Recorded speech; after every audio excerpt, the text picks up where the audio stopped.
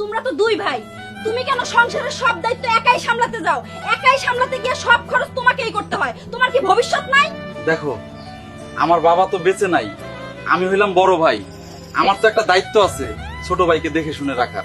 আইসে আমার দায়িত্বশীল মানুষ, বেশি দায়িত্ব পালন করতে যাবা, শেষে দেখবা তোমার কপালে দুঃখ আছে। কথাটা মিলিয়ে নিও।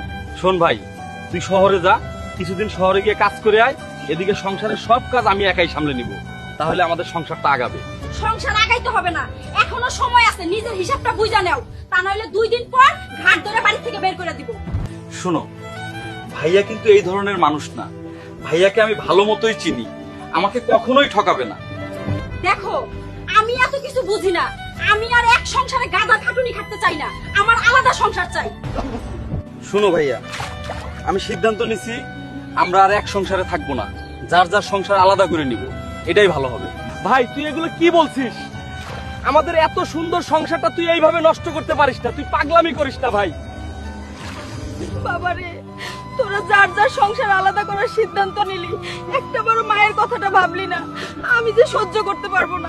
একই মায়ের গর্ভে জন্ম নিয়েছিস, ছোটবেলায় একই প্লেটে খাবার খেয়ে একই বিছানায় ঘুমিয়ে বড় হয়েছিস তোরা।